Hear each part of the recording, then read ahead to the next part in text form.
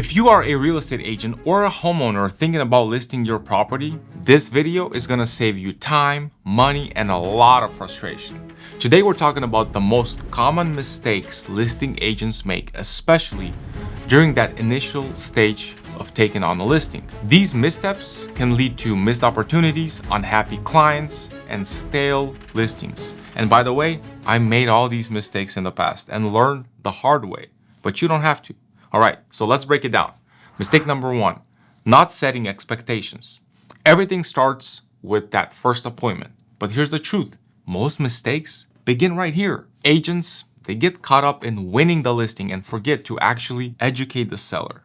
And why is this important? Well, you can't just expect the seller to know the market and the whole sales process. They're not in the industry. What if this is their first time selling a home? Plus, they have a busy life and depend on you to guide them through each step. A listing is not just a sign in the yard, it's a process. So if expectations are not clear up front, things can unravel fast. So set expectations from the start.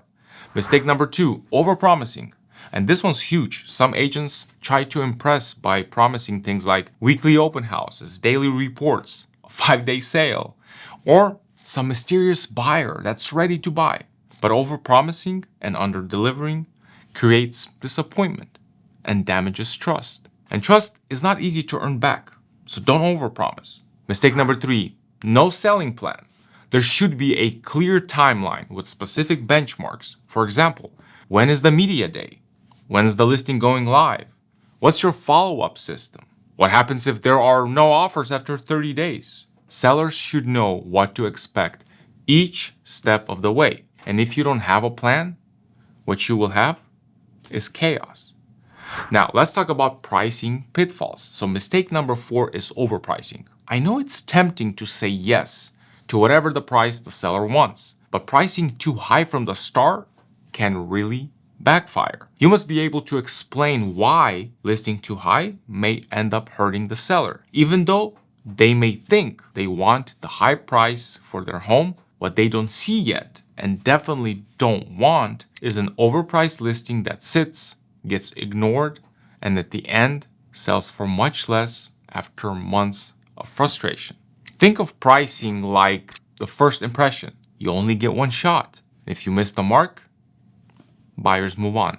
Mistake number 5, lack of ongoing communication. All right, so let's say you got the listing. Yay, congratulations. The home is now on the market. And this is where many agents start slacking. Even if nothing new has happened, you still must check in with the seller. Weekly updates at minimum, because radio silence leads to uncertainty, and uncertainty leads to distrust. It only takes a minute to pick up the phone and give the seller an update, even if it sounds like this.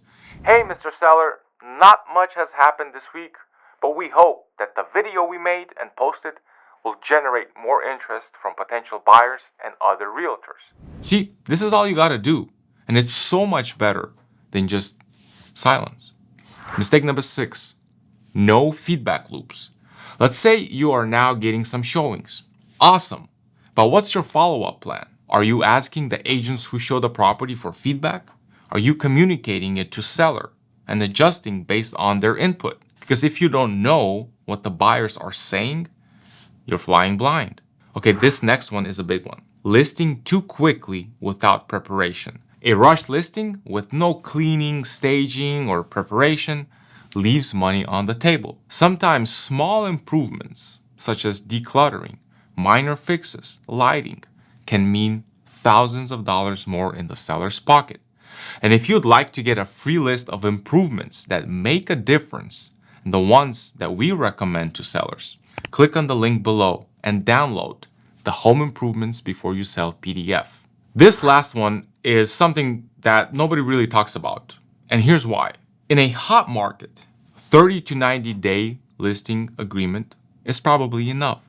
But in a buyer's market, that's kind of risky. You can do everything right and still need more time to sell a home. So a short-term contract can backfire if the home does not sell fast, which means you can lose a listing you worked hard for. When agreeing on how long your listing agreement term should be, think about what type of property it is and what the market is doing right now.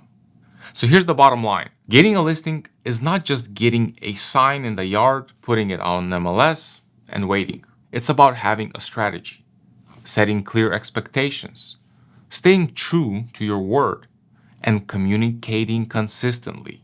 If you can avoid these common mistakes, then you'll not only sell homes more effectively, but you will also build long-term trust and repeat business. And if you're a seller watching this, ask your realtor the right questions. If you're an agent, take the time to do it right. You know, the real estate industry is flooded with agents, but only the ones who are proactive and those who avoid these mistakes have a bright future, since a market shifts now towards a buyer's market. If you found this helpful, give it a thumbs up, subscribe for more real estate tips, and drop a comment below if you have ever made or avoided some of these mistakes. Thanks for watching. We'll see you in the next one.